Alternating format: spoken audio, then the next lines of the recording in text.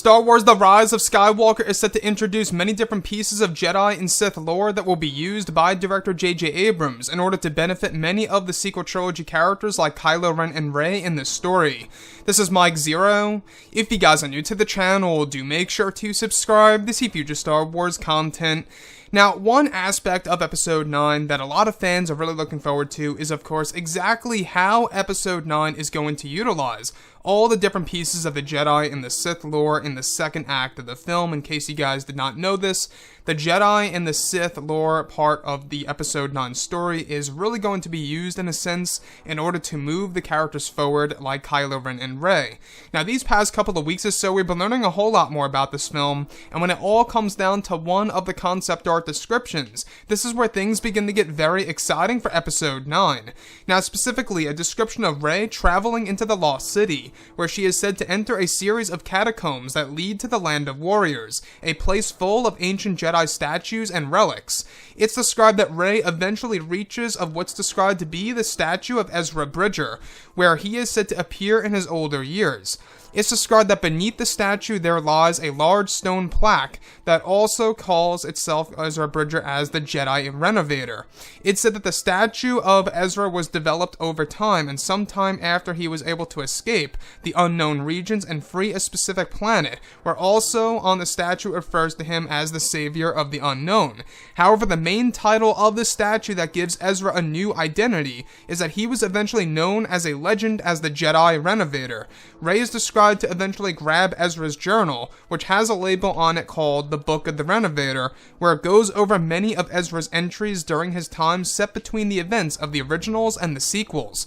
So I want to go over a couple of parts about this. Now, the Lost City, and the reason as to why it fascinates me so much is because it's going to be a place full of Jedi and Sith ruins that's really going to have these big connections to some of the fan favorite characters, to of course Star Wars Rebels, and even borrowing elements from the EU in order to fulfill these sequences where Daisy Ridley as Rey travels into this unknown world. So the thing that really gets me is, of course, as to why the character of Ezra Bridger is being referred to as the Jedi Renovator, and how his journal is officially called the Book of the Renovator.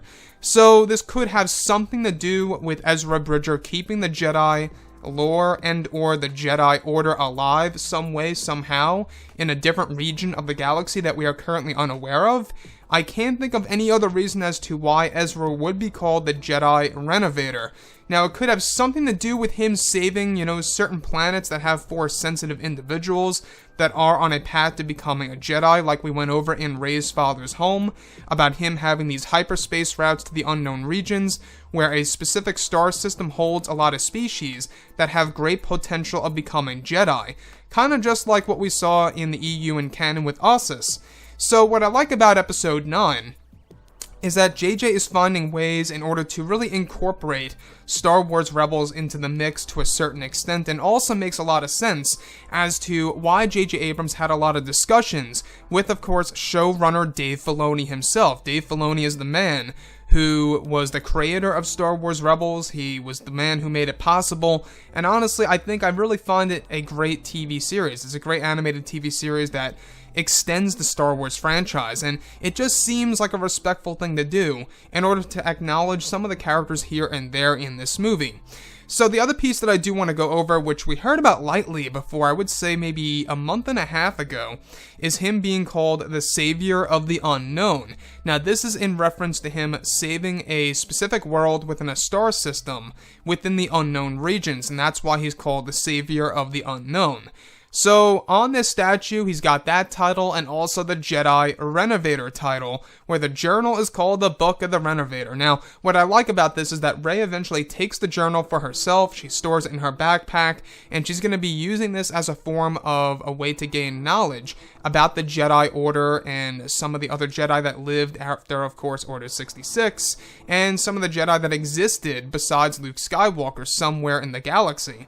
Now, the thing about this is, we do know that Episode 9 is going to have a lot of these saga-wide implications that are not only going to change how we view the prequels and the originals, but also how it's going to reshape Star Wars lore, and how it's really going to have a massive effect on the franchise.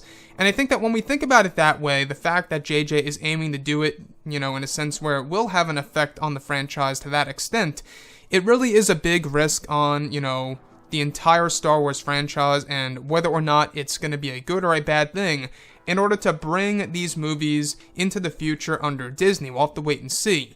So far, it seems like, J.J. Abrams and Chris Terrio, they really know what they're doing because they're digging into Legends and they're really reshaping it into something original and unique. A lot of people would disagree and say otherwise, but I think that this is a step in the right direction. Anyways, guys, drop a comment below. Let me know what you think about all of this in the comments. And if you guys did enjoy the content for today, do make sure to drop a thumbs up on this video to support the channel. I thank you all so very much for the kind support, and I'll catch you guys next time.